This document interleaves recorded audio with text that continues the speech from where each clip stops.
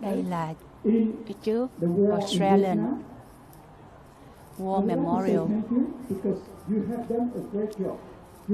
Từ lúc 11 giờ sáng cho tới 1 giờ trưa đó thì chúng tôi đã có một cái cuộc biểu tình ở trước tòa đại sứ của Việt Cộng xuyên suốt 2 tiếng rưỡi, có nghĩa là bắt đầu từ hồi 10 giờ rưỡi. Tại vì xe bus có chuyến đi nhanh và có chuyến thì đi chậm, thành ra là một số xe bus thì đến lúc 10 giờ rưỡi, còn một số xe thì đến lúc 11 giờ, rồi cũng có một số xe thì lại đến trễ hơn khoảng 11 giờ rưỡi, cho nên cái chương trình bắt đầu là ở lúc 11 giờ rưỡi á. Đây là đường phố ở ngoài thành phố Canberra. Những vị cảnh sát họ đang đứng gác nè, anh chị thấy không? Mỗi lần mà có một cái buổi tụ tập nào, hội họp nào á, đông đảo người đó hay là biểu tình rồi đó, thì đều phải có báo với cảnh sát xin phép thì họ đến đây họ giữ trật tự an ninh cho chúng ta.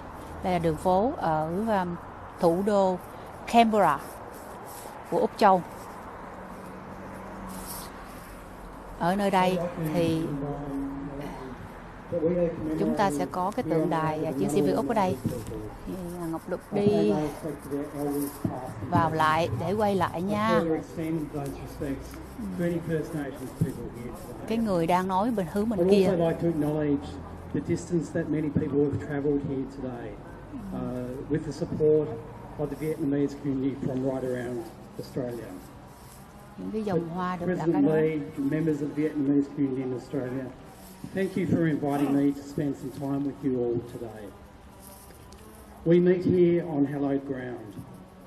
Around us Hello, are chị Rose monuments Nguyễn, to hết đau đầu suffering chưa and chị? sacrifice. They commemorate our honoured dead. Australians come here to learn the stories that sit behind the Tại vì monuments cái đoạn and đường to hồi pause nãy đi and từ try bên to kia hear bên the đây đó, voices of our fallen mình đi xe soldiers. riêng. Cho It is nên not through these monuments that they mình đi speak. xe riêng cho nên đi kiếm đường nó hơi bị lạc đi xíu. Mình đánh vô cái chữ memorial thì nó ra một cái nơi khác chứ không phải là memorial chỗ We này, meet đúng to không? commemorate the Lý struggle do đó mà mình and đến fall hơi of bị the trễ. state, the Thì state which no longer exists, mọi người đã bắt đầu rồi. a state which 521 Australians died defending. The Vietnam War saw more than 50,000 Australian personnel deployed to South Vietnam. Đỡ rồi, cảm ơn chị, đã đỡ lúc đầu rồi. While you can read the names of the fallen on the walls of remembrance at the War Memorial, many more came home scarred and damaged. The war exacted a deep toll in Australia, both socially and in the lives of those who served.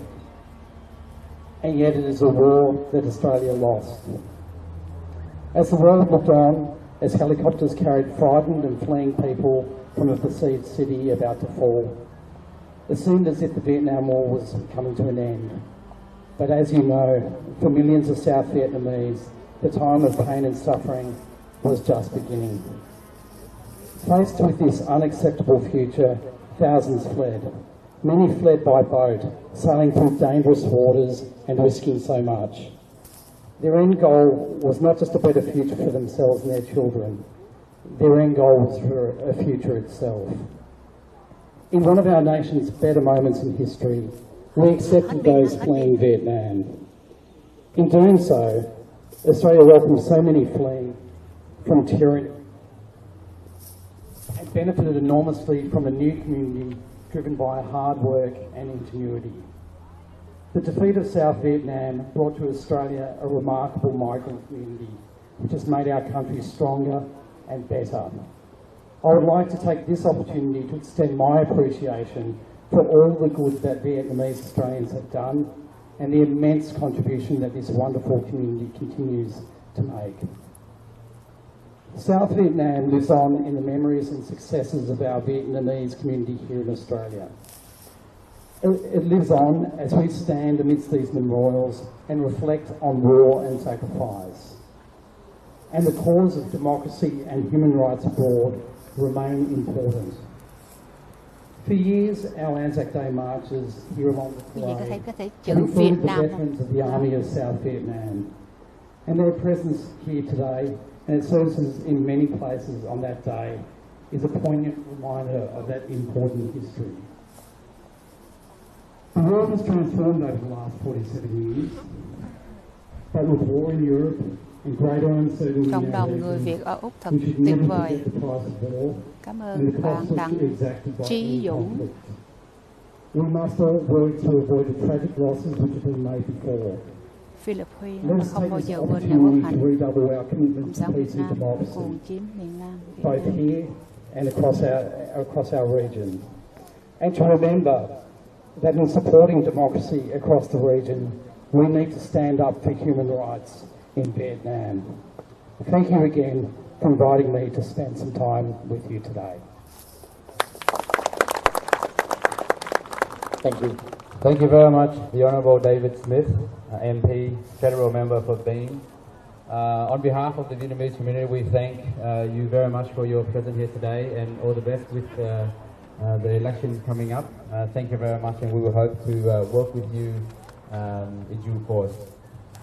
Kính thưa toàn thể quý đồng hương, tiếp theo là chúng tôi xin kính mời ông John King là President của RSL CANBERRA, and I would like to invite Mr. John King, President of the RSL CANBERRA, to say a few words. Thank you. Veterans, ladies and gentlemen, yes, I'm John King, Deputy National President of the RSL and President of the ACT branch of the RSL. Thank you for the opportunity today to address you and to lay a wreath at this memorial. On this very important occasion. The Australian Government agreed to provide assistance to the Government of South Vietnam to suppress communist attacks from North Vietnam. Australian Defence Forces were committed to operations which lasted just over 10 years. Such was the Australian Government's determination to assist the Government of South Vietnam and its people. Just over a 10-year period from the 3rd of August 1962 and to the 2nd of December 1972, the Australian forces worked with South Vietnam forces and allies to harass and to destroy the communist forces at every opportunity.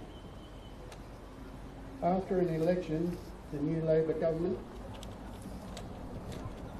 decided to withdraw from the commitment and withdraw the Australian military forces from the conduct. In a little over the 10 years of operations in South Vietnam, more than 63,000 Australians served tours of duty. Many served 2 tours of duty. During that 10 years of operations, sadly, 521 Australian military force members paid the supreme sacrifice and lost their lives. In excess of 2,800 Australian military force members were wounded and sadly still carry the scars today. But I know of no member of that time who had any regrets in carrying out of what there was their duty. The people of South Vietnam paid a much heavier price in their attempts to remain a free people. Countless many lost their lives, both military and civilian, to remain a free people. Some were able to leave South Vietnam to begin new lives in other countries. Australia was to become one of those countries to welcome refugees. Time has progressed and those refugees and their extended families have become part of the Australian community, adding their inherited customs and culture to the fabric of our nation. In conclusion, I leave you with the following points to consider. The Returned Services League of Australia has a motto: the price of freedom is eternal vigilance. This, unfortunately, is not always a priority with government, but we cannot take our freedoms for granted, lest we forget. Lest we forget. Thank you, Mr. King. Before we actually commencing our ceremony today, we would like to invite our special guest, Honorable, and also our fellow country people to stand in front so we can have some photo for souvenir. That actually marking the 47 year when we lost our country, South Vietnam. Xin mời tất cả quý đồng hương và quý đoàn khách chúng ta lên đứng ở phía trước này để cho chụp hình làm lưu niệm đó. Tưởng niệm 47 năm chúng ta mất nước. Mời tất cả quý đồng hương qua đây để chúng ta chụp hình lưu niệm. Dạ kính thưa toàn thể quý đồng hương, buổi lễ đặt vòng hoa tưởng niệm tại nơi đây đến đây là hoàn mãn kết thúc. Chúng tôi xin mời tất cả quý vị hãy cùng tiến về đứng chung ở phía sau của quan khách chúng ta để chúng ta chụp một tấm hình làm lưu niệm. On behalf of the organizing committee of the Vietnamese community in Australia, we sincerely thank our honorable guests and also our fellow country people actually from Western Australia, South Australia, Victoria, Queensland, ACT, and New South Wales come here to commemorate our loss of the country 47 years and also like express our expression to the Vietnamese community at their embassy today. Thank you very much. Xin cảm ơn tất cả quý đồng hương. Và lời cuối cùng thay mặt cho ông Lê Công, quyền chủ tịch Cộng đoàn người Việt tự do Liên bang Úc Châu, xin cảm ơn toàn thể quý đồng hương đã bỏ thời giờ đến dự biểu tình cũng như lễ hôm nay và chúc quý vị trên đường về nhà thuận lộ bình an. Và xin cảm ơn toàn thể quý vị. Quý đồng hương ai có thêm rác thì đựng lên bỏ túi là bỏ Thôi chưa con, chưa em, chưa. Ai rớt cái kiếm rồi. Hả? Kiếm rồi mắt. Đâu cái kiếm rồi mắt đen nó có ai làm rớt. Đây.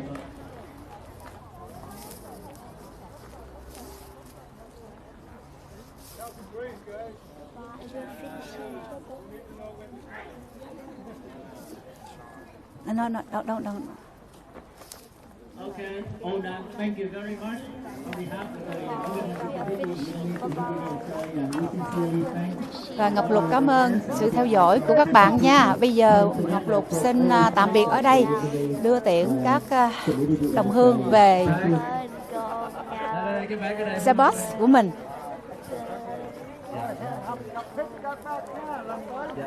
Dạ cờ đó xin quý vị đem về chiếc xe số 1, băng theo 1 dùm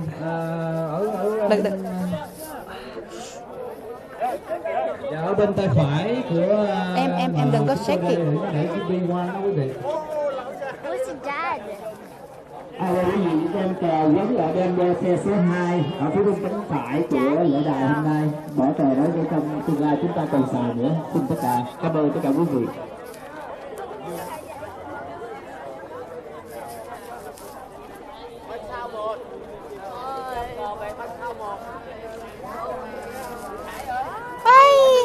Hello Ngọc Mai. Phải Ngọc Mai không? Cái kia là Ngọc Anh, mẫu này là Tuyết Mai. Xe 1. Anh Cát cũng vài tôi đi tôi Đây. Australian Vietnam Forces National Memorial.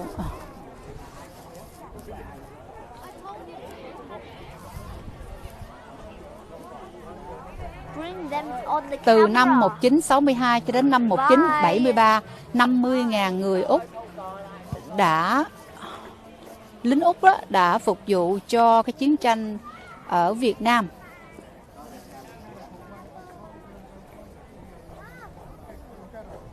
Hồi nãy có một cái vị ở ASL có chia sẻ đó, thì ông ta cho biết là 521 người đã tử mạng, như đã qua đời ở trong cái chiến tranh Việt Nam của chúng ta, và hơn 2.000 người đã bị thương ở trong cái trận chiến tranh Việt Nam trước năm 1975 quý vị nha. Cho nên không phải là chỉ có những người Việt chúng ta hy sinh, mà có luôn những người ở những cái quốc gia khác như là Mỹ, như là Úc Châu đã gửi lính đến giúp cho quốc gia Việt Nam Cộng Hòa thời bấy giờ chống lại cái thế lực của Cộng sản quốc tế. Ngọc Lục rất là thích cái đường phố ở ngoài thủ đô Canberra này, tại vì đường nó rộng nhiều lắm, đường nó rộng mà xe chạy thoải mái hơn ở Sydney mình rất là nhiều. Có điều là cái thời tiết thì hơi lạnh hơn ở bên Sydney nha. Rồi, tới đây thì Ngọc Lục xin ok, vậy thôi, cho em trai này xin tổng chào và xin hẹn gặp lại một dịp khác. Rồi em trai nói xin chào đi. Xin chào. Xin chào.